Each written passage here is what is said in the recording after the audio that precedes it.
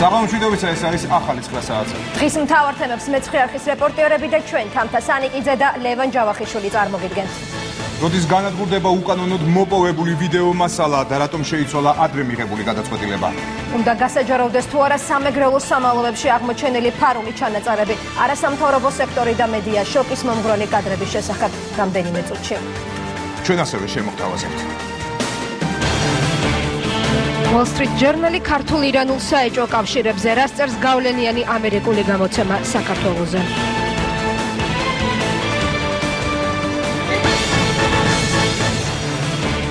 წინასწარი პატიმრობა ბრალდებულებს სასამართლომ გადაწყვეტილება მიიღო.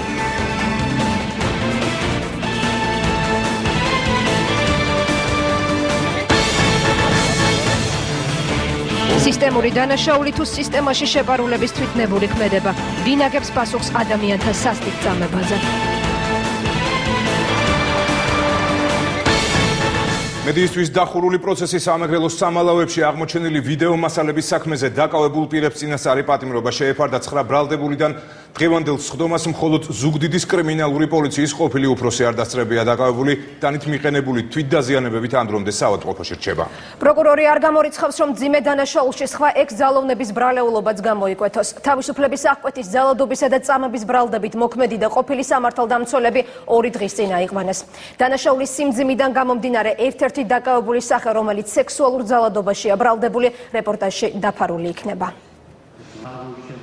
სამეგრელოს საიდუმლო სამალავებში აღმოჩენილ შემზარავ კადრებთან დაკავშირებით დაკავებულ ყოფილ და მოქმედ ძალოვნებს წინასწარი პატიმრობა შეეფარდათ. დაპატიმრება პროკურატურამ მოითხოვა. 9 ბრალდებულიდან 8 დაკავებულის ადვოკატი გირაოს 10,000 ლარის ოდენობით შეფარდებას ითხოვდა.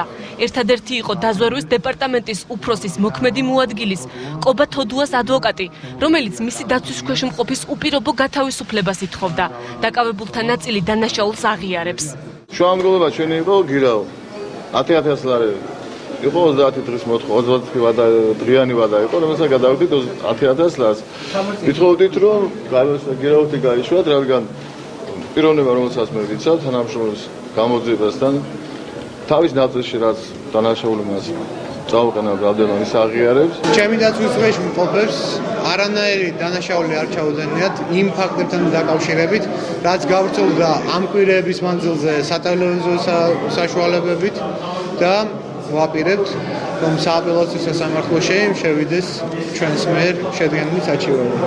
საქმეში უამრავი მტკიცებულება არის ბრალდებულების მიმართ, წარდგენილი ბრალდების დამადასტურებელი და პროკურატურის მიმართ მოთხოვნილი იქნა აკვეთის კონსიება მათ მიმართ გამოყენებული ყოფილიყო პატიმრობა, ვინაიდან საქმეზე მიმდინარეობს ინტენსიური გამოძიება, ხდება მტკიცებულებების მოპოვება, ბრალდებულების მიმართ არანაირი ზეწოლას არ ქონია ადგილი. პროცესს ბრალდებულებიც ახლობლებიც ესწრებოდნენ, თუმცა ისინი მედიასთან კომენტარის გაკეთებისგან თავს იკავებდნენ. იმიტომ რომ ყველა მხარის აქვს თავისი საქმე და ალბათ უნდა თქვას ეს აჯანოთ. როგორც ავტობუსის სოციალიზაცია ასევე ჟურნალისტების ყოველდღიურ მოსამართლე 9 პირის მიმართ აღკვეთის ღონისძიების შუამდგომლობას 4 საათის განმავლობაში დახურულ პროცესზე განიხილავდა. პროცესის სრულად დახურვა პროკურორმა ზვიად ფხაკაძემ იმ არგუმენტით მოითხოვა, რომ საქმე სასტიკი სექსუალური დანაშაულის 2 ეპიზოდს ეხებოდა. ბრალდებულების ადვოკატების სხდომის დახურვის წინააღმდეგი იყვნენ. ისინი აცხადებდნენ, რომ დღევანდელ სხდომაზე საქმე არსებითად არ უნდა განხილულიყო და დაზარალებულთა კონფიდენციალობას დაიცავდნენ. წარმოგიდგენთ პროცესის შემდგომლობა. ვინაიდან არსებითად არ იხილება დღეს სისხლის სამართლის საქმე და ასევე გაშლილება არ მოხდება არანაირი კონფიდენციალური მასალის ან სიტუაციის აქედან გამომდინარე უსაფრთხოების მასშტაბის ბრალდების ხარისხის წარმომადგენელი და კორტ არ დარღვევდა. სანამ მოსამართლეს სხდომას დახურავდა ბრალდებულთა ნაწილმა პროცესუალურ დარღვევებზე და პოლიციელთა მხრიდან ზეწოლაზე განცხადება გააკეთეს. ირაკლი ახალაიამ და რუსლან შამახიამ განაცხადეს, რომ ზუგდიდში დაკავების დროს პოლიციელებს არანაირი დოკუმენტი არ შეუდგენიათ. მთელი დღე სხვადასხვა ადგილებში ატარეს. პირველი დოკუმენტი კი ეგრეთ წოდებული მოდულის შენობაში გადაყვანის შემდეგ შეადგინეს. თავდაცვის სამინისტროს თანამშრომელმა კობა თოდუამ კი განაცხადა, რომ პოლიციელები დანაშაულის აღიარებას აიძულებდნენ. დაკავება მოხდა უკანონოდ, რადგანაც არ არსებობდა გადაუდებელი აუცილებლობა და პირის დაკავება ასეთ შემთხვევაში უნდა მომხდარიყო მხოლოდ სასამართლო განჩინების საფუძველზე. ასეთი განჩინება ბრალდების მხარეს არ მიუღია. იგი დააკავა უშუალოდ გამომძიებელმა და სპეციალური დანიშნულების რაზმის დახმარება. აქედან გამომდინარე, არ უნდა გამოეყენებინა მოსამართლის პატიმრობა გობათოდუას მიმართ. სასამართლოს ხდომას, რომელიც 1 საათის დაგვიანებით დაიწყო, 8 ბრალდებული რუსლან შამახია, ირაკლი ახალაია, მარლენ ხვიტია, გოჩაშონია, გურამ ჭითანავა, ომარ თოდუა, გიორგი ბულია და თემურ უბირია ესწრებოდნენ. ერთის გარდა ყველა მათგანი ყოფილი და მოქმედი ძალოვანია. ბრალდების მტკიცებით იგი უშუალოდ ახდენდა დაკავებულებზე სექსუალურ ძალადობას. მან პროცესზე განაცხადა, რომ წარსულში ხულიგნობაზეა ნასამართლები და სვანეთში დააკავეს. ბრალდებულმა პაატა ქირიამ კი წერილი და ექიმის დასკვნა გამოაგზავნა, რომლითაც ავადმყოფობის გამო პროცესის მის გარეშე ჩატარებას მისი ადვოკატის მონაწილეობით ითხოვდა. ამ საქმესთან დაკავშირებით ბრალი კიდევ სავარაუდოდ სამ პირს წარედგინება: მეგის ქარდავას, კოხტა კოდუას და დავით ჩაგინავას. არა მარტო კოდუას, არა მარტო ქარდავას, არამედ ვის მიმართაც გამოვლინდება სისხლის სამართლებრივი პასუხისმგებლობაში მიცემის საფუძველი, დამერთება და აუცილებლად იქნება მათ მიმართ გამოყენებული სისხლის სამართლის საფუძველი კოდექსში დადგენილი მოთხოვნა. ერთად მიეცემა, რა თქმა უნდა, პასუხისმგებლობაში. საქმეში სექსუალური ძალადობის და წამების ორი მსხვერპლია. მათი იდენტიფიცირება სამართალდამცავებმა სამეგრელოს სამალავებში აღმოჩენილი ვიდეო კადრებიდან მოახდინეს. სწორედ კადრების გაშიფვრის შემდეგ მოხდა სამეგრელოს პოლიციის მოქმედი და ყოფილი მაღალჩინოსნების, მათ შორის თავდაცვის სამინისტროს მოქმედი თანამშრომლის დაკავება. წინა სასამართლოს ხდომა 13 აგვისტოს ჩატარდება. სისტემური დანაშაული თუ სისტემაში შეპარულების თვითნებური ქმედება, ვინაგებს პასუხს ადამიანთა წამებაზე სამეგრელოში აღმოჩენილ შემზარავ კადრებთან დაკავშირებით ნაციონალური მოძრაობა საპარლამენტო საგამოძიებო კომისიის შექმნის ინიციატივით გამოდის და დანაშაულის ლოკალურ ხასიათზე საუბრობს. პარალელურად მხოლოდ ცალკეულ სადისტებს ახსენებს პრეზიდენტი სააკაშვილი, თუმცა ქვეყნდება მესამე სექტორის კვლევა, რომლის მიხედვითაც ქარდავამ სააკაშვილისგან მიწის ნაკვეთი ერთლარად მიიღო. მმართველ გუნდში ამბობენ, რომ უწყებაში, რომლითაც ყოფილი სახელმწიფო ელიტა ამაყობდა, მსგავსი სისასტიკე პოლიტიკური ნების გარეშე არ განხორციელდებოდა. თამთა ჯანაძე განავრცოს თემას პირდაპირ ეთერში. თამთა, ვინ იღებს პასუხისმგებლობას სამეგრელოს სამალავებზე და სამალავებში აღმოჩენილ წამების კადრებზე? პასუხისმგებლობა, რომლის საკუთარ თავზე აღებაც არავის სურს. პოლიტიკოსების რეაქციების მიხედვით მოკლედ ასე შეიძლება შეფასდეს ვითარება. მანამ სანამ საზოგადოება იმაზე მსჯელობს, ეს სისტემური დანაშაულია თუ ლოკალური, ყოფილი მმართველი გუნდი ცდილობს პროცესს გაემიჯნოს და ისინი დანაშაულს კონკრეტულ, როგორც მათი სიტყვებით, რომ თქვათ, კონკრეტულ სადისტებს აკისრებენ. ჩვეულებრივად კი არ უნდა გავიმარჯვოთ. ძალიან მაგრა უნდა გავიმარჯვოთ, იმიტომ რომ ჩვენ უწმინდურ მოწინააღმდეგეს გარედან რომელიც არის და მათ დამკაშებს აქ და ეხლა უკვე ყველა ნიღაბი ჩამოხსნილია.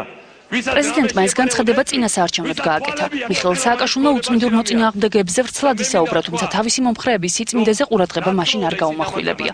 მხარდამჭერების ნეობრივი მონაცემების შეფასება მიხეილ სააკაშვილის მოგვიანებით მას შემდეგ მოუხდა, რაც შინაგან საქმეთა სამინისტრომ სამეგრელოს სამალავებში ადამიანური ღირსების შემლახავი კადრები აღმოაჩინა. პრეზიდენტმა რიტორიკა შეცვალა. უწყებაში, რომელთაც ის ყველაზე მეტად ამაყობდა, უბედურების კუნძულების აღმოჩენა დაიწყო და იქ შეპარული სადისტების ვინაობაც დაასახელა. ყველა ამ სიტუაციაში ყოველთვის შეიძლება წარმოიქმნას კუნძული უბედურების და საზიზღრობის. ყოველთვის შეიძლება შეიპარონ სადისტები და მოძალადეები. ამ კონკრეტულ სისტემას, ამ დამრღვევების ჩამდენებს აქვთ სახელები და გვარები. და ორი მთავარი ფიგურა კონსტიტუციური უშუალობის დეპარტამენტის. ვინმე ჩხატარაშვილი და მეორე ლევან ქარდავა. პრეზიდენტმა მოძალადე სისტემის შემქმნელების დასახელების შემდეგ მათგან საბოლოოდ გამიჯვნაც გადაწყვიტა და განაცხადა, რომ ამ ადამიანებს არც კი იცნობდა. პირველად პოლიტიკური ამნეზია ქვეყნის პირველ პირს რამდენიმე კვირის წინ დათა ახალაიასთან დაკავშირებითაც დაემართა.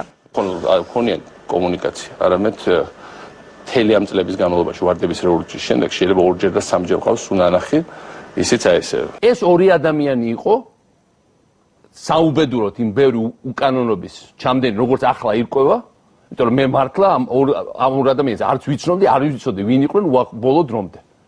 საწინააღმდეგოს მეტყველებს დოკუმენტი, რომელსაც საერთაშორისო გამჭვირვალობა საქართველოს აქვეყნებს. როგორც ირკვევა, 2 წლის წინ უცნობ ლევან ქარდავას საქართველოს პრეზიდენტმა კოჯორში მიწის ნაკვეთი სიმბოლურ ფასად გადასცა. 2011 წლის 16 ნოემბერს პრეზიდენტის განკარგულებით ლევან ქარდავას ერთლარად გადაეცა 2501 კვადრატული მეტრი არასასოფლო სამეურნეო დანიშნულების მიწის ნაკვეთი კოჯორში.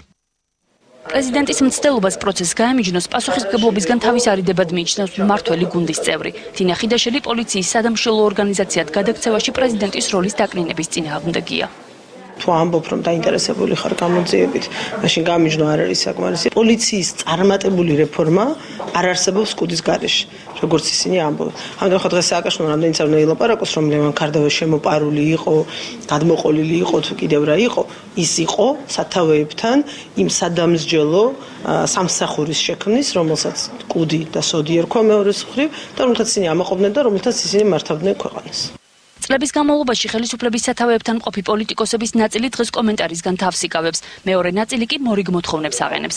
სერგო რატიანი საპარლამენტო კომისიის შექმნის ინიციატივით გამოდის. ჩვენი მოთხოვნაა, რომ შეიქმნას საპარლამენტო კომისია, სამაგალო კომისია, რომელიც განიხილავს ყოველფერი ამას, ექნება მაღალი ხარისხის ნდობის და ის დაადგენს რასთან აქვს საქმე. და ერთხელ და საბოლოოდ დაამთავრებს საუბარს, რა იყო გადაღებული, ვის პასუხისმგებლობა არის და ვის რა მოიკითხება. სერგო რატიანისგან განსხვავებით იუსტიციის მინისტრი დარწმუნებულია, რომ სკანდალური კადრების ავტორებს აუცილებლად მოეკითხებათ. იუსტიციის მინისტრი სისტემურ სადიზმზე საუბრობს და მიიჩნევს, რომ ქვეყანაში 9 წლის განმავლობაში ამის პოლიტიკური ნება არსებობდა. ეს კადრები ამგვარად დაშტრიხული და დაშიფრული პირველ რიგში უნდა ნახოს საპარლამენტო უმცირესობამ. ეს კადრები დაშიფრული და დაშტრიხული უნდა ნახოს პირველ რიგში საქართველოს პრეზიდენტმა. მე არ მგონია, რომ წამებლები შეიძლება წარმოვაჩინოთ ღვინის ქურდებად, რომლებსაც შეუძლიათ სადღაც შეიპარონ და ადამიანი ჩუმად აწამონ. ამ მასშტაბის წამება ხდება ჩემი აზრით მხოლოდ მაშინ, როდესაც არსებობს ამის პოლიტიკური დაკვეთა. პოლიტიკური დამკვეთების ვინაობას გამოძიება დაადგენს. მანამდე კი ყოფილი მმართველი გუნდი ყველა ღონეს ხმარობს საზოგადოება დაარწმუნოს, რომ პრობლემა სისტემური ხასიათის არ ყოფილა. თუმცა ამის დამტკიცება ფსიქოლოგ ზურაბ მხეიძის აზრით შეუძლებელია. ძალიან გაუჭირდებათ იმის დამტკიცება, რომ საქმის კურსში არავინ არ იყო რა ხდებოდა, არ გაუგიათ პირველად ხედავ. რაც შეეხება იმას, რომ ემიჯნებენ, გაემიჯნებენ, ახლა ამას რომელიც ყოფილი იტყვის, რომ კი, მაგათთან ერთად არ და ესეც მათი მხრიდან ბუნებრივი პასუხია. პასუხისმგებლობის აღება იმიტომ არ ხდება, რომ სიტყვა გიჩვენებთ, პასუხისმგებლობა ნიშნავს პასუხის გებას და როგორ ფიქრობთ, რა თვითონ მოუნდებათ აგონ ამ ყველაფერზე პასუხი? ვინ აგებს პასუხს ამ კითხვაზე პასუხ შინაგან საქმეთა სამინისტრო საზოგადოებას უახლოეს მომავალში ჰპირდება. მანამდე კი ექსპერტები ქართულ საზოგადოებას გერმანელი ხალხის მაგალითს ახსენებენ და ქართული ფაშიზმის გამო საკუთარი წილი პასუხისმგებლობის აღებას ურჩევენ. როგორც ირკვევა, პრეზიდენტი არა მხოლოდ ლევან ქარდავას, არამედ დავით ჩხატარაშვილის საქმიანობასაც საკმაოდ კარგად იცნობდა, ვინაიდან ის 2009 წელს ღირსების ორდენით დააჯილდოვა. მადლობთ, თამთა ჯანაძე საუბრობდა პირდაპირ ეთერში. შოკის მომგვრელი კადრების კიდევ ერთი არქივი და შეცვლილი გადაწყვეტილება. შინაგან საქმეთა სამინისტროში აღმოჩენილი 12800-ზე მეტი ვიდეო ფაილი განადგურდება, თუმცა არა 23 ივნის. დიპლომატიური კორპუსი, სამოქალაქო სექტორი და პოლიტიკური პარტიები განადგურების თარიღი მას შემდეგ გახდება ცნობილი, რაც ჩამოთვლილი ჯგუფები უკანონოდ მოპოვებული პირადი ცხოვრების ამსახველი მასალების ნუსხას გაეცნობიან. არ არის გამორიცხული, რომ ყოფილი მაღალჩინოსნების დავალებით შეგროვებული ფარული ჩანაწერების ჩამონათვალი პრეზიდენტსაც აჩვენან. შეთავაზება მიხეილ სააკაშვილმა ვიდეო მასალებთან დაკავშირებით შექმნილი სპეციალური კომისიისგან მიიღო. შინაგან საქმეთა სამინისტრო პირადი ცხოვრების ამსახველ ფარულ ვიდეო ჩანაწერებს კვირას აღარ გაანადგურებს. ამ გადაწყვეტილებით დასრულდა დღეს სპეციალური კომისიის ხდომა. კომისიის ინიციატივით პირადი ცხოვრების ამსახველი ფარული ჩანაწერების ნუსხას, რომელიც 2004-2012 წლებშია გადაღებული დიპლომატიური კორპუსის წარმომადგენლები, არასამთავრობო სექტორი და იმ პოლიტიკური პარტიების წევრები გაეცნობიან, რომელთა მიმართ უკანონო ჩანაწერები კეთდებოდა. ჩვენ ჩავთვალეთ საჭიროდ, რომ მნიშვნელოვანია, რომ ვანახოთ და გარკვეული ინფორმაცია მივაწოდოთ დიპლომატიური წრეების წარმომადგენლებს, ასევე არასამთავრობო ორგანიზაციების წარმომადგენლებს და პოლიტიკურ პარტიებს, რომლებზეც მიმდინარეობდა თვალთვალი. აქ იქნება საუბარი ზოგად ინფორმაციაზე, იქნება საუბარი მასშტაბებზე, იმისთვის, რომ არავის ამ ქვეყანაში არ შეეპაროს იმაში, რომ ეს იყო სისტემური. უბრძანდეს და ნახოს ჩვენთან ერთად სპეციალური კომისიის წევრებმა, რომლებიც ფარული ჩანაწერების განადგურების საკითხზე მუშაობენ, საქართველოს პრეზიდენტს მასალების შესახებ ინფორმაციის გასაცნობად მისვლისკენ მოუწოდეს. ეს ერთ-ერთი ძირითადი მიზეზია, რის გამოც კომისიამ კადრების განადგურება გადადო. პრეზიდენტი გამოვიდა და თეატრალური დადგმა დადგა რა უნდა თითქოს და ახალაიას არ იცნობდა, კარდავას არ იცნობდა, არავის არ იცნობდა და ნელ-ნელა ამნეზია იმართება, რომ თურმე საერთოდ არავის არ იცნობდა. ამიტომ მე ვფიქრობ, რომ ეს თემა ფართოდ უნდა გაიშალოს. მე პირადად არ ვჯერა, რომ ან ეს არ იცოდა, ეს ჩემი აზრია. არ ვჯერა, რომ მას არ ესმოდა და არ ესმის, რომ ეს იყო სისტემური დანაშაული. შინაგან საქმეთა სამინისტრო ამ მასალებს ვერ ელევა, ასე აფასებენ საპარლამენტო უმცირესობის წარმომადგენლები კომისიის დღევანდელ გადაწყვეტილებას. თუმცა პრეზიდენტის მიმართ არასამთავრობო სექტორის შეთავაზებაზე კომენტარი არ სურთ. ვერ ელევა დღევანდელი შინაგან საქმეთა სამინისტროს ხელმძღვანელობა და ასე ვთქვათ ის იაგრძელებს იმ ადამიანის უფლებების დარღვევას, რომელიც ერთხელ უკვე დაირღვა. მმართველ გუნდში კი აცხადებენ, რომ პირადი ცხოვრების ამსახველი ჩანაწერები აუცილებლად განადგურდება, თუმცა ეს პროცედურა სამართლებრივი ნორმების დაცვით განხორციელდება. განადგურება უნდა მოხდეს ისეთი ჩანაწერების, რომელიც შეიცავს პირადი ცხოვრების ამსახველ, ასე ვთქვათ, დეტალებს, თუმცა მას მერე, როდესაც ეს უკვე აღარ იქნება ნივთთკიცება. თუ ეს დროში გარი გადანაცვლებული შედეგი, ანუ იმ არქივის განადგურება, რომელიც კანონის მიხედვით უნდა განადგურდეს. ეს მხოლოდ დროის საკითხია, მაგრამ მე ვფიქრობ, რომ კანონი, სადაც წერია ოპერატიულ სამხედრო ღონისძიებების შესახებ კანონი, პირადი ცხოვრების ამსახველი კადრები, მტკიცებულებები თუ არსებობს ფარული ჩანაწერების სახით, ეს უნდა განადგურდეს. ფარული ჩანაწერების განადგურების საკითხს საქართველოში ამერიკის შეერთებული შტატების ელჩი დღეს კიდევ ერთხელ გამოეხმაურა. რიჩარდ ნორლანდი მთავრობის პრინციპულ პოზიციაზე საუბრობს. ეს საზოგადოებრივი განხილვის საგანია, რომელშიც ჩართულია საზოგადოება. რამდენადაც ვიცი, მთავრობას ფარულ ჩანაწერებთან დაკავშირებით პრინციპული პოზიცია აქვს და მის განადგურებას უჭერს მხარს. კომისიის წევრთა შეთავაზებას პრეზიდენტის ადმინისტრაცია ამ დრომდე არ გამოხმაურებია. უცნობი რჩება მიიღებს თუ არა მიხეილ სააკაშვილი ჩანაწერთა ნუსხის გაცნობის გადაწყვეტილებას. ადამიანთა პირადი ცხოვრების ხელყოფიდან ადამიანთა სასტიკ წამებამდე მეორე დღე სამეგრელოში აღმოჩენილი შოკის მომგვრელი კადრების დახურული ჩვენებიდან. ჟურნალისტებსა და არასამთავრობოებში თემა აქტუალობას არ კარგავს უმრავლესობა დამნაშავეების დაჯაზე თანხდება, თუმცა აზრთა სხვადასხვაობას იწვევს კითხვა, უნდა გახდეს თუ არა საჯარო ვიდეო მასალა, რომელშიც მოქალაქეთა წამება და გაუპატიურებაა ასახული. უფლებადამცველების ნაწილი პასუხისმგებლობას არასამთავრობოების სექტორსაც აკისრებს. ნაწილი კი კაცობრიობის წინაშე ჩადენილ დანაშაულზე საუბრობს და სისტემის გასამართლებას მოითხოვს. კვანცა პაპალაძე დეტალებით.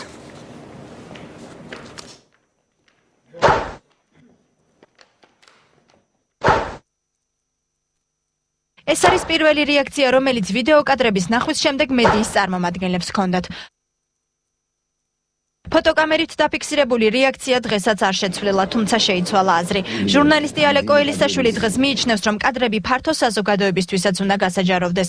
შორენა შავერდაშვილი კი ამის წინააღმდეგია და ამბობს, რომ გასაჯაროების შემთხვევაში შინაგან საქმეთა სამინისტრომ კადრების დაშიფვრის ხარისხი უნდა გაზარდოს. ერთი დღის თავზე სხვა აზრი მაქვს და მიმაჩნია, რომ ყველამ უნდა ვნახოთ ის, რაში ვცხოვრობდით და როგორ ქვეყანაში გვამყოფებდა ნაციონალური მოძრაობა. ეს უნდა ვნახოთ ყველამ. რომ ეს არ იყო რაღაც სადიზმის კუნძულები, ეს იყო დაგეგმილი, სისტემური, შემადგენელი ჩვენი როგორც ჩანს სახელმწიფოებრივი ცხოვრების. თუ ჩვენ ვისაუბრებთ იმაზე, რომ ეს კადრები ტელევიზიით უნდა გავრცელდეს, მაშინ ბევრად უფრო მაღალი ხარისხით უნდა მოხდეს, ანუ ბევრად უფრო სკულპტუროზულად უნდა მოხდეს ამ კადრების დაშიფრვა, ეს ცალსახაა.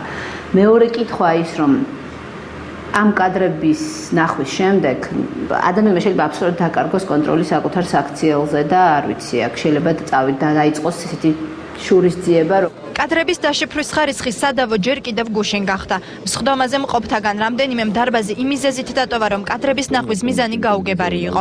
თუმცა ყველა მათგანი გაფრთხილებული იყო, რომ შინაგან საქმეთა სამინისტროში კადრების სანახავად უნდა მისულიყო. დღეს კიდევ ერთ მიზეზზე ალაპარაკდნენ. მოძალადეს მკლავზე სვირინგი უჩანს, თუმცა მათი უმრავლესობა ამტკიცებს, რომ ვიდეოში მონაწილეთა ამოცნობა შეუძლებელია. ნახე მხოლოდ ორი კადრი, რომელიც ჩემი აზრით იყო იდენტიფიცირებადი, ანუ ამ ორი კადრით, რომელიც სახე იყო უბრალოდ გამოსახული და იყო დაფარული იყო ჩემი აზრით არასათანადოდ. კადრები არ იყო იდენტიფიცირებადი, სახეები არ იყო იდენტიფიცირებადი, თუმცა იყო შემზარავი სურათი ნანახი. ერთი დღის შემდეგ ვიდეოების ნახვის მიზანს კვლავ ვერ ხედავს ახალგაზრდა იურისტთა ასოციაციის თავმჯდომარე. მან გუშინდელი შეხვედრა ერთ-ერთმა პირველმა დატოვა. თუ ვინმე ამიხსნიდა სათანადოდ დამაჯერებლად ამ შეხვედრის მიზანს და ამ ფორმით კადრების ჩვენების მიზანს შეიძლება დარჩენილიყავი კიდევ. უფლებადამცველი ნიკა მჟავანაძე კი 9 წლის განმავლობაში ჩადენილ დანაშაულზე პასუხისმგებლობას ხელისუფლებასთან ერთად არასამთავრობო სექტორსაც აკისრებს. რაც ხდებოდა საქართველოში ამ 9 წლის მანძილზე, ამაზე პასუხისმგებელი სამოქალაქო სექტორიც არის. ვინაიდან შენ როდესაც მილიონობით გრანტს ღებულობ ადამიანის უფლებების კუთხით დაცვით და ესეთი რაღაცა გამოგეპარება და ასეთი რაღაცები მედიაში ვრცელდება და შენ ამის შესახებ არაფერს არ ამბობ. ეხლაც როდესაც მინისტრი გეძახის მოდი მინდა გაჩვენო და მე არ მინდა ამის ყურებაო, ეს გარკვეულწილად ბევრ ეჭვს აჩენს. როგორ უნდა გასამართლდეს სისტემა? სწორედ ეს არის ვიდეოების ნახვიდან ერთი დღის შემდეგ ირაკლი კაკაბაძისთვის მთავარი კითხვა. იდენტიფიცირება პოზიტიურად შეუძლებელი იყო აბსოლუტურად და ის ვინც ლაპარაკობს ახლა სპეკულირებს ამით. საერთოდ ამ თემაზე სპეკულირებას უნდა მოვეშვათ და დავიწყოთ ფიქრი იმაზე, როგორ გასამართლდეს სისტემა. სისტემა უნდა გასამართლდეს, რომელიც იყო დანაშაულებრივი. ჯერჯერობით უცნობია, ვინ ნახავს კადრებს დიპლომატიური კორპუსის, არასამთავრობოსა და მედიის წარმომადგენლების შემდეგ. თუმცა ცნობილია შინაგან საქმეთა მინისტრის ინიციატივა. ირაკლი ღარიბაშვილს სურს კადრები საკანონმდებლო ორგანოში დეპუტატებსაც აჩვენონ. Wall Street Journal-ში გამოქვეყნებული სტატია, რომელსაც შესაძლოა საერთაშორისო რეზონანსი მოხვდეს. გამოცემის ინფორმაციით, ირანი ამერიკის მიერ დაწესებულ სანქციებს თავს საქართველოს საშუალებით არიდებს. სახელდება ის 3 ირანელი ბიზნესმენიც, რომლებიც სტატიის ავტორის აზრით ოფიციალურ თეირანთან კავშირში არიან ეჭვმიტანილები და პარალელურად ქართულ ბაზარზე ინვესტიციებს ფლობენ. უფრო კონკრეტულად Fly Georgia-სა და Invest Bank-ს. დასახელებული კომპანიები გავლენიან ამერიკულ გამოცემაში გამოქვეყნებულ ინფორმაციას დღეს უკომენტაროდ ტოვებენ. იუსტიციის მინისტრის სტატიას საქართველოში მყოფი ირანელი იურიდიული პირების 150-მდე გაყინულ ანგარიშს უპირისპირებს ფინანსური ტრანზაქციების მკაცრ კონტროლს თბილისში მყოფი ირანელი ბიზნესმენების ნაწილიც ადასტურებს. დღის ბოლოს სტატიას ამერიკის ელჩი ეხმაურება. უკავშირდება თუ არა Wall Street Journal-ის პუბლიკაცია წინა ხელისუფლების 2011 წლის გადაწყვეტილებას, რომლითაც საქართველოს ირანს შორის სავიზო რეჟიმი გაუქმდა. დეტალებს დღეს ბექა ბარამიძე არ ყვეტა. შეერთებული შტატების ადმინისტრაციას ეჭვი აქვს, რომ საქართველოს ირანისთვის საერთაშორისო ეკონომიკური სანქციების აცილების პლაცდარმად იქცა. გავლენიანი გამოცემა Wall Street Journal-ი ანონიმურ წყაროზე დაყრდნობით წერს, რომ ვაშინგტონის შეშფოთებას საქართველოში თეირანთან საიდუმლო კავშირში ეჭვმიტანილი 3 მსხვილი ბიზნესმენი იწვევს. ამერიკული ჟურნალი მიიჩნევს, რომ ბიზნესმენები ხუშან ხოსეინპური, პურნია ნაიები და ხუშენ ფარსუდეხი, რომლებიც Fly Georgia-ს დამფუძნებლები და ამავდროულად სააქციო საზოგადოება Invest Bank-ის საკონტროლო წილის ფლობელები არიან. საქართველოს საბანკო სექტორს ირანისთვის დაწესებული სანქციების ასაცილებლად იყენებენ. ირანი ამერიკის შეერთებული შტატების მიერ დაწესებულ სანქციებს თავს საქართველოს მეშვეობით არიდებს. ამერიკული სანქციების თავიდან ასაცილებლად ისლამური რევოლუციის მცველთა კორპუსმა საქართველოში ქსელი შექმნა, რომელიც 150 კომპანიას აერთიანებს. საქართველოში დარეგისტრირებული ირანული კომპანიების რაოდენობა ბოლო 2 წლის განმავლობაში 84-დან თითქმის 1500-მდე გაიზარდა, რაც შესაძლოა დაკავშირებული იყოს 2011 წელს ორ ქვეყანას შორის სავიზო რეჟიმის გაუქმებასთან, ასევე დუბაის გადაწყვეტილებასთან, რომელმაც ამერიკის შეერთებული შტატების ზეწოლით ირანულ ბიზნესს შეზღუდვები დაუწესა. Wall Street Journal-თან საუბრისას ერთ-ერთი ბიზნესმენი ირანის ხელისუფლებასთან კავშირს უარყოფს და აცხადებს, რომ ირანს გარეთ ბიზნეს ოფიციალურ თეირანთან შეურიგებლობის გამო აწარმოებს. საერთაშორისო სანქციებსა და Invest Bank-ის კაპიტალ შორის შესაძლო манипуляციურ კავშირს საქართველოს და ამერიკის ხელისუფლებასთან ერთად იკვლევს ლიხტენშტაინის საბანკო მარეგულირებელი. სტატიას დღესვე ეხმაურება შეერთებული შტატების საელჩო საქართველოში. სტატიის შინაარსის საწინააღმდეგოდ ჩვენ ვხედავთ ევროატლანტიკური ინტეგრაციისადმი საქართველოს მთავრობის ურყევ ინტერესს, მაგრამ ბოლო წლებში საქართველოში ირანის მიერ სანქციებისთვის თავის არიდების მცდელობები ამერიკის შეშფოთებას ზრდის. ეს წუხილი დღევანდელი მთავრობის ხელისუფლებაში მოსვლამდე იღებს სათავეს. იმის გათვალისწინებით თუ როგორ არიან ირანელები და ხელოვნებულები სანქციების არიდებისთვის საჭირო საშუალებების გამონახვაში, ბუნებრივია ჩვენ არ გვსურს ვიხილოთ ვითარება, რომელშიც საქართველო უნებლიეთ გახდება ადგილი, სადაც ირანული კომპანიები ან ირანელები შეძლებენ სანქციებისთვის თავის არიდებას. ქართულ ეკონომიკასთან ირანული კაპიტალის არასანქცირებული კავშირის შესაძლებლობას გამორიცხავს იუსტიციის სამინისტრო, სადაც მსგავს პროცესებს სპეციალური სააგენტო აკონტროლებს. მინისტრს თეა წულუკიანს მაგალითად გაყინული ანგარიშები მოჰყავს, რომელსაც საეჭვო წარმომავლობა ჰქონდათ. თუ ის ინფორმაცია, რაც გამოქვეყნდა შესწავლის შედეგად დადგინდება, რომ რაიმე ტიპის საფუძველს ფლობს, რა თქმა უნდა, მკაცრი რეაქცია იქნება ამაზე, მაგრამ გამომდინარე უკვე მკაცრი პოლიტიკიდან, რაც დაადასტურა და მიესალმა ამას ქალბატონი სალომე ზურაბიშვილის დელეგაცია, როცა იყო ჩამოსული გაეროდან, მე გამიკვირდებოდა რომ ის რაც გამოქვეყნდა იყოს მართალი. ანალოგიური მტკიცება ისმის ეროვნულ ბანკშიც, რომელიც კომერციული ბანკების ანგარიშებზე მუდმივ მონიტორინგს აწარმოებს. კომერციულ ბანკებში დანერგილი არის პროგრამული უზრუნველყოფა, ასევე გარკვეული მექანიზმები და პროცედურები, რომლის საფუძველზეც კომერციული ბანკები ახორციელებენ მათთან საქმიან ურთიერთობაში მყოფი კლიენტების და მათი ბენეფიციარი მესაკუთრეების ვინაობის გადამოწმებას.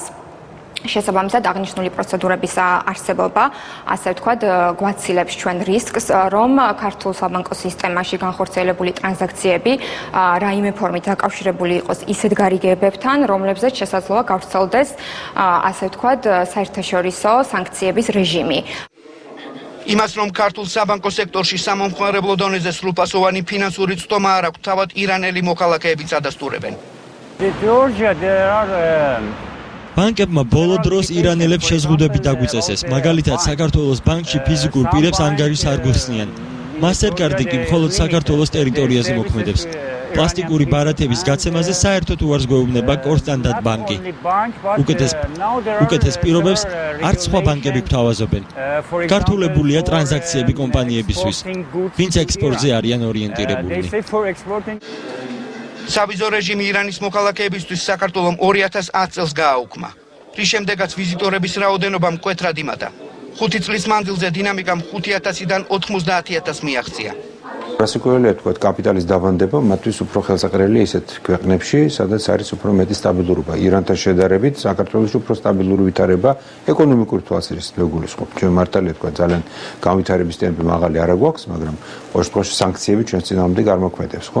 სანქციები მოქმედებს სწორედ ირანის წინააღმდეგ. ამიტომ შესაძლოა კი არა, მე ვფიქრობ, რომ მართლაც უმეტესწილად, ესე იგი ეს კაპიტალი, რომელიც იქიდან გამოდის, არის მშვიდობიანი კაპიტალი, მაგრამ ერთდროულად შეიძლება იყოს ის, რაც თქვენ ბრძანეთ, თავის არიდება სწორედ სანქციებისათვის. შეერთებული შტატების გარდა ირანს ევროკავშირის სანქციაც აქვს. ბრიუსელისა და ვაშინგტონის მიერ დაწესებული შეზღუდვა საბანკო სექტორსა და ნავთობ კომპანიებზე ვრცელდება. დასავლეთს ამ გზით სურს ირანი აიძულოს ბირთვულ პროგრამაზე უარი თქვას.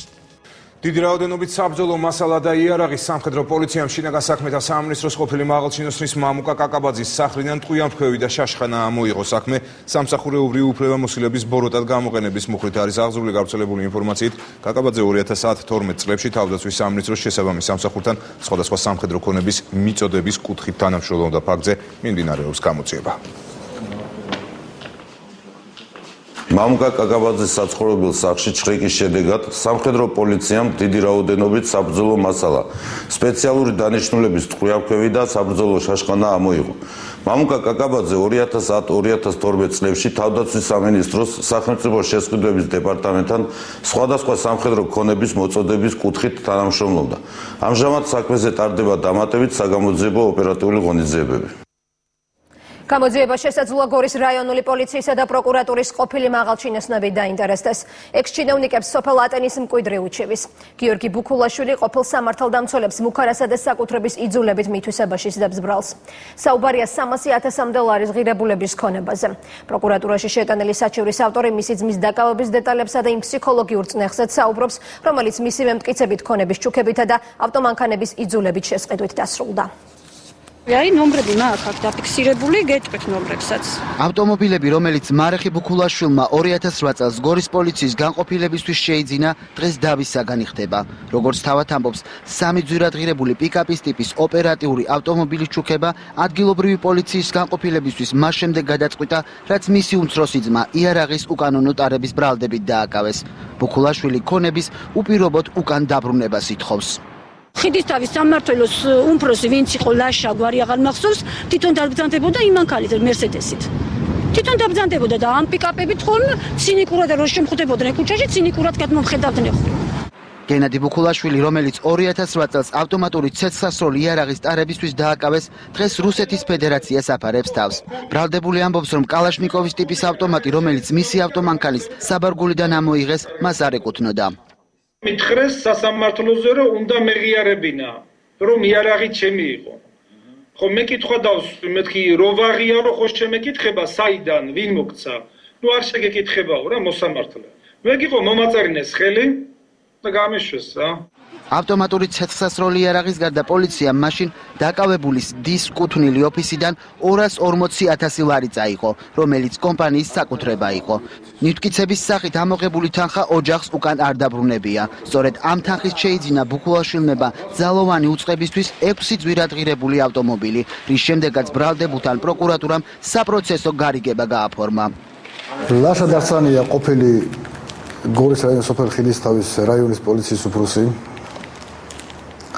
გამომძიებელი სოსოსაური, გიორგი გაბიტაშვილი, გორის პროკურატურის უფროსად პროკურორი და მათი მფარველი საყვარელიძე, დავით საყვარელიძე. შევოგთავაზეს ესეთი რამ, რომ გვეყვიდა მათთვის ავტომანქანები. ანუ თუ რომელი ავტომანქანები უნდა გვეყვიდა, ეს თვითონ გადაწყვიტეს. ჩამორთმეული ქონების დაბრუნებისა და საქმეზე ხელახალი გამოძიების მოთხოვნით ბუქულაშვილმა უკვე მიმართეს მთავარ პროკურატურას. დაზარალებული ოჯახის ინტერესებს ადვოკატი ირმა ჭკადუა იცავს.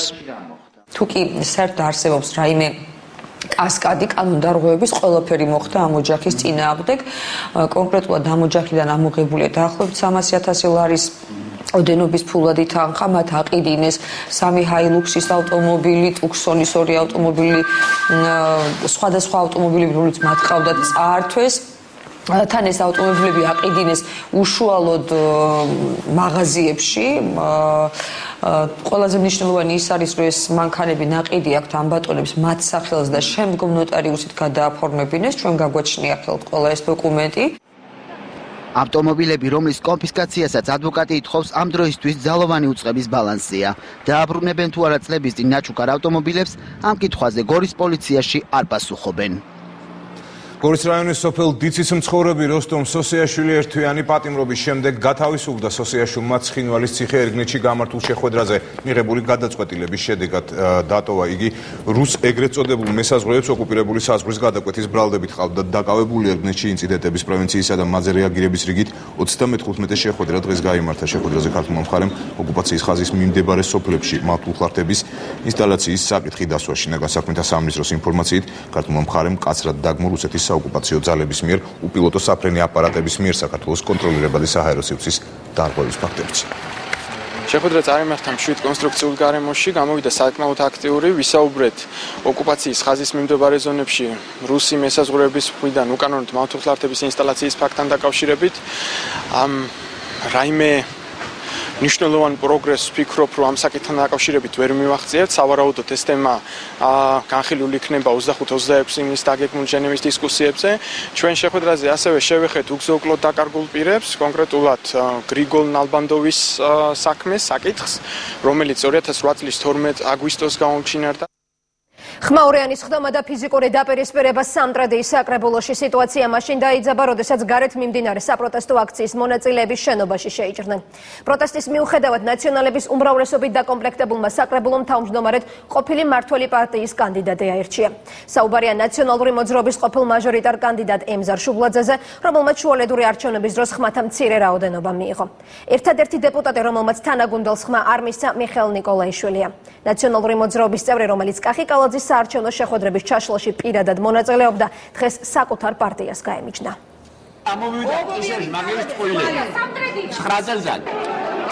სამტრედიელების პროტესტის მიუხედავად საკრებულოს ნაციონალური მოძრაობის წევრი ემზარ შუბლაძე უხელმძღვანელებს.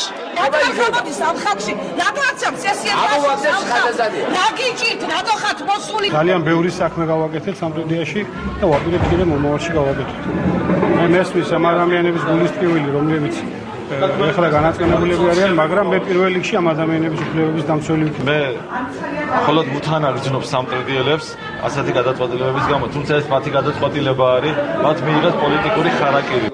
სამტრედიის საკრებულოს დღევანდელი რიგგარეშე სხდომისთვის ნაციონალური მოძრაობის წევრებმა მზადება ჯერ კიდევ ღამით დაიწყეს. პარტიის სამტრედიის ოფისში მათთან ერთად ქუთაისის ყოფილი მერი, უმცირესობის წევრი გია თევდორაძეც იყო. ეს არის ერთი გუნდი, იყო მოდიოდა ამდენი ხნის განმავლობაში, საერთო საქმეს ვაკეთებდით და ბუნებრივია გავაგრძელებთ ამ საქმის კეთებას. მთელი ღამეს კეტავენ ოფისში, ეშინიათ რომ საკრებულოს ხდომა არის და ვინმე ჭალებში არ გაუღუნოთ. ქართული ოცნების კანდიდატ იმედა გოგავას 5 მხარდამჭერიდან ერთ-ერთი ყოფილი მმართველი გუნდის ყოფილი წევრი, ხომის მაჟორიტარი დეპუტატი მიხეილ ნიკოლაიშვილია. დეპუტატმა თანასოფლელებს ნაციონალურ მოძრაობაში ყოფნის გამო ბოდიში უკვე მოუხადა. ჩემ გომელებს და ჩემ სოფლელებს მინდა კიდე დიდი ბოდიში მოუხადო ჩემი წინასაარჩევნოთ ისეთი აგრესიული, რო ვთქვათ, მოქმედებიდან გამომდინარე. მეწყლიარხის არქივში ნაციონალური მოძრაობის ყოფილი წევრის წინასაარჩევნო აქტიურობის ამსახველი კადრები ბევრია შემონახული. ემზარ ნიკოლაიშვილი მხარდამჭერებთან ერთად ხშირად ჩნდებოდა კახიკალაძის ამომრჩეველებთან შეხვედრის დროს.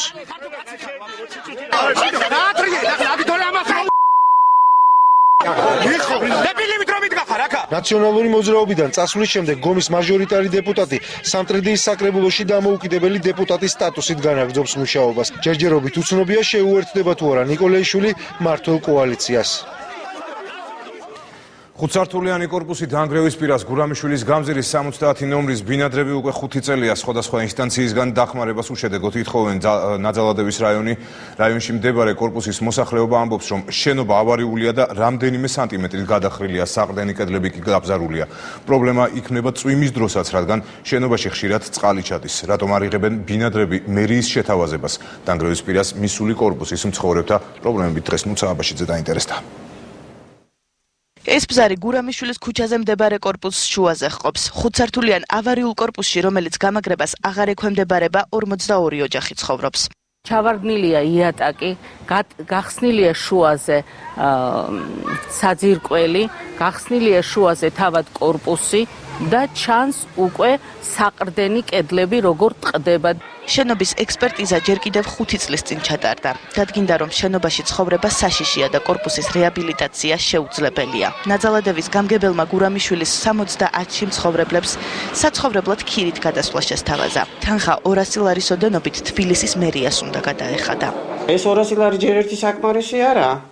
ქირის გადასახადა ყველა ამატებს. ამას არ აქვს მნიშვნელობა, ნუ რაცა, მაგრამ პერსპექტივა არაფერი არ აქვს ჩვენ რო ქირით გავიდეთ. შეთავაზება ძალაში რჩება, ჩვენ ახლაც მზად ვართ გავიხილოთ აღნიშნული საკითხი. რაც შეეხება მათი კომპენსაციის გაზრდას, ამ საკითხსაც გავიხილავ და ვფიქრობ დადებითად გადავწყვეტ. რამდენიმე წლის წინ გურამიშვილის 70 ნომერში კორპუსის ასაშენებლად მერიამ ტენდერი გამოაცხადა. მასში კომპანია ჯორჯიან ჰაუსი მონაწილეობდა, თუმცა მერიის გადაწყვეტილებით ტენდერი ჩაიშალა. კომპანიის დამფუძნებელი პირად საუბარში იხსენებს, რომ მისი ჩაშლის მიზეზი არ არსებობდა. როგორც ჩვენთვის ცნობილია, თანხაზე ვერ შეთანხმდნენ ინვესტორი და მერია. აქ ხდება საშინელება, ჭერი და კედლები არის მთელი 1.40 სანტიმეტრი დაშორებული. ეს კორპუსის პირველ სართულზე არსებული ყოფილი პოლიკლინიკაა, რომელიც ეკონომიკის სამინისტროს ბალანსზეა. დაწესებულება 2 წელია არ მოქმედებს.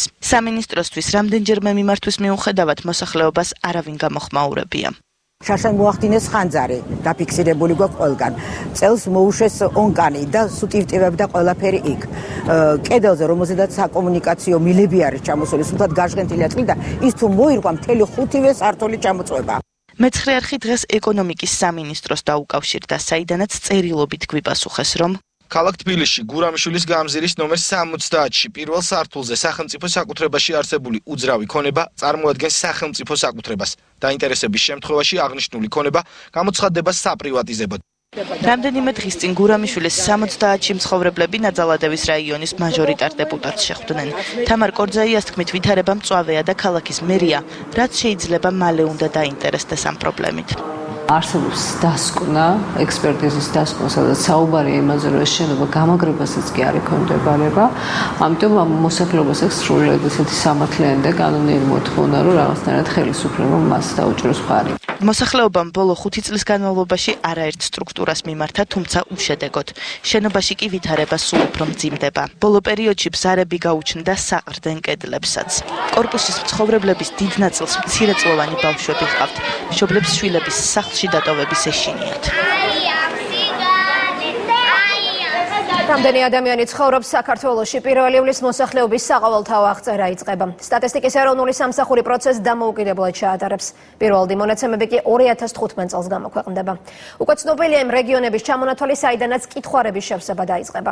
ესენია გურია, აჭარა და კახეთი. დემოგრაფიული მონაცემების გარკვევის გარდა სპეციალურ კითხვარში სხვა შეკითხვებიც იქნება. ლევან ჩხაიძე მუშაობდა დღეს თემაზე. გავიგოთ რამდენი ვართ. ამ სლოგანით საქართველოში საყოველთაო აღწერა იწყება.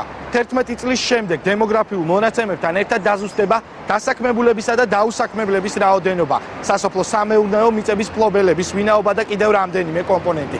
პასუხს კითხვაზე რამდენი ვართ სტატისტიკის ეროვნული სამსახური თანამედროვე მეთოდოლოგიით ჩატარებული აღწერის შემდეგ გასცემს. სტატისტიკის სამმართველოს თანამშრომლები აღწერის მოსამზადებელი სამუშაოებისთვის ბოლო დეტალებს ათანხმებენ. უკვე შედგენილია წინასწარი კითხვარები, რომელსაც ინტერვიუერები გამოიყენებენ. აღწერის საწყის ეტაპზე შენობებსა და იქ მცხოვრები ადამიანების წინასწარ სიებს შეადგენენ. ოჯახის უფროსის გვარი დასახელი იწერება კითხვარში და წევრთა რაოდენობა, რომელიც მერე პირდაპირ ებმება უკვე კარტოგრაფიულ მასალას. და 2014 წლის ნოემბრისათვის ჩვენ გვაქვს უკვე მთელი ქვეყანა დარაიონებული სააღწერო უბნების მიხედვით. ქალაქების პარალელურად აღწერა ქვეყნის ყველა სოფელსა და დაბაში ჩატარდება.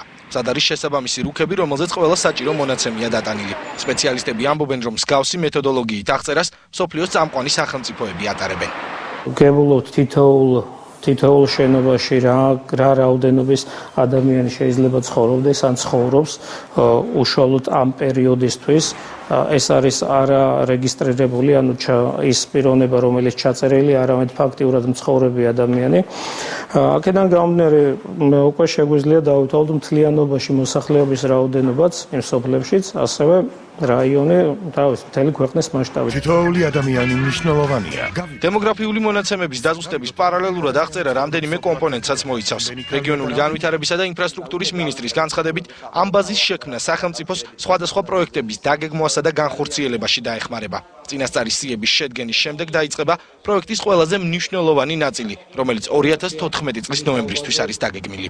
პირველ ეტაპზე სამ რეგიონს შემოვივლით, ეს იქნება აჭარა, ეს იქნება გურია და კახეთი. შემდგომ შემოდგომიდან გაგრძელდება სხვა რეგიონებიც, ყველა რეგიონი და ყველა დასახლებული ადგილი იქნება პირველადი შემოვლილი და დასრულებული იმისათვის, რომ მოხდეს ბაზის ფორმირება სრულყოფა და მომზადდეს ინტერვიუებისთვის შესაბამისი სისტემა. აი ეს უკვე ციფრად შეფერადებული არის თავისი. ეს რა ადგილია?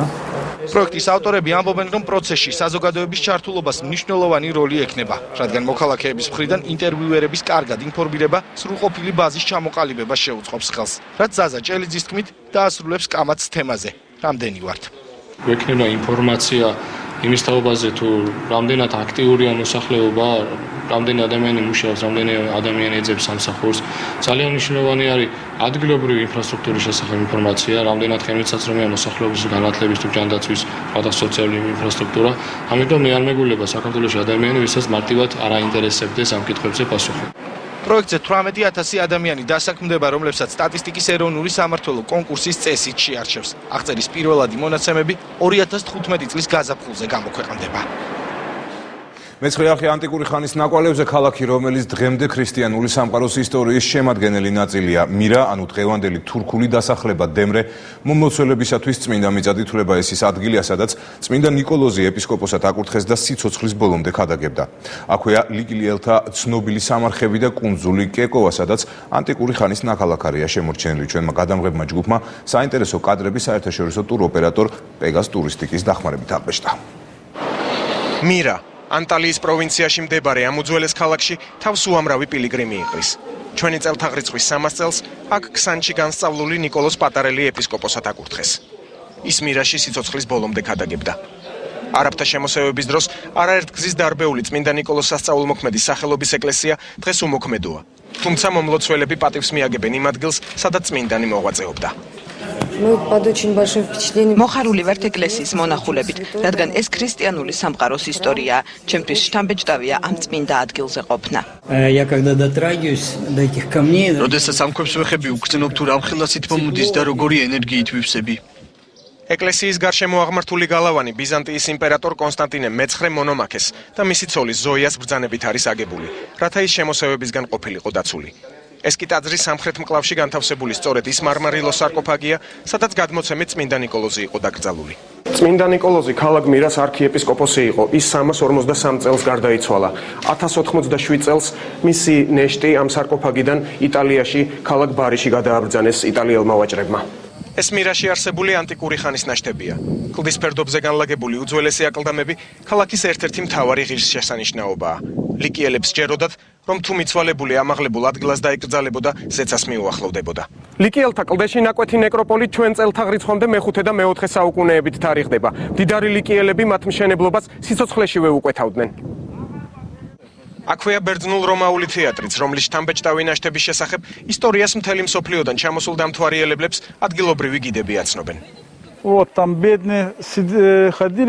ზედა ნაწილში ღარიბების ხდებოდნენ. ამ გამოსასვლელიდან კი მდიდრები შემოდიოდნენ და უკეთეს ადგილებს იკავებდნენ. აქეთა მხრიდან გუბერნატორისთვის საპატიო შესასვლელიც იყო, რომლის ნაშთებიც აღარ ჩანს. ასევე იყო ადგილი, სადაც გარეული ცხოველები ჰყავდათ დაბინავებული.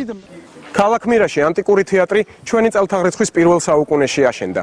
ის 7000-მდე მაყურებელს იტევდა.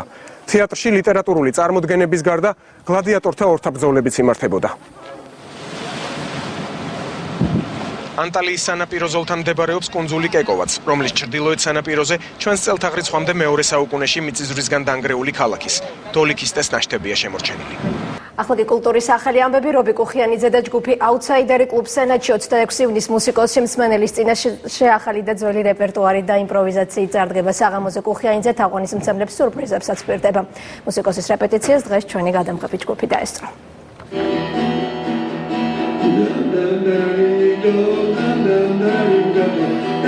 მომღერალი, რომელიც ყოველთვის გამოირჩევა სიმღერის თავისებური მანერითა და თავისუფალი ტექსტებით, კონცერტისთვის ემზადება. რობი კუხიანიძე 26 ივნისს მსმენელს სიურპრიზს უმზადებს. იქნება ძველი სიმღერების იმპროვიზირებული რაღაც სიტუაციები, რომელიც ახასიათებს აუთსაიდერს. ხდება ისე, რომ ზოგჯერ ჯგუფის წევრებიც არ იცის რას უკრავ. ძალიან მიყვარს არანჟირებასთან თამაში. თავს კომპოზიტორს არ უწოდებს, თუმცა სიმღერებს ხშირად წერს. პირველი კომპოზიცია როდის შექმნა არ ახსოვს, ამბობს, რომ უყვარს სიმარტივე ყველაფერში. ყველი პური ხა, ჯაპური პოლიტრა და ამის არ წამღერება არ არსებობს. ასე უბრალოდ ასე მარტივად კეთდება ეს ყველაფერი. მუსიკას და ტექსტს არსებული რეალობა აწერინებს. არასდროს შეუქმნია სიმღერა დაკვეთით, მიიჩნევს, რომ შემოქმედება შეკვეთებისგან შორსაა. ცხოვრებაში, რეალობაში იქ რაღაც ახლა აქ დაბურიალობს ერთი სიმღერა, არის რაღაცა ან ტაქსში, რაღაც ჩავიდები, ან რაღაცას იქეთ რაღაცა მოხდა, ხო? ხო ახლა რას ვეძებ, იცი, კარგი მინდა რა, რაღაცა მინდა, კარგი მოხდა, ვიღაცა მტკივა, ვიღაცა მეუხეშება, ვიღაცა მათხოვებს. მიაჩნია, რომ გიტარამ საქართველოში ფესვები ქუთაისში გაიდგა და ამ ინსტრუმენტს ძეგლი სწორედ ქუთაისში უნდა დაუდგან. მე ვიცი გიტარაზე რაფერ არ უნდა უკრავდე. მე არ მისწავლია გიტარის დაკვრა. ჩემთვის ყველაზე მეტი ვისაც ვაღიარებ, იგი ჯიმი ჰენდრიქსი არის, რომელიც აი მაგვარად დაკვრა შეუძლებელია. იმდენი ხალხი მინდა ჩემ კონცერტზე იყოს, ვისაც ამჭირდები, ან ესმის, ან აუცილებელია ის იმისთვის. ვისაც ესმის, უყვარს და სჭირდება მისი შემოქმედება, რობი კუხიანიძე კლუბ სენატში 26 ივნისს შეკრებს.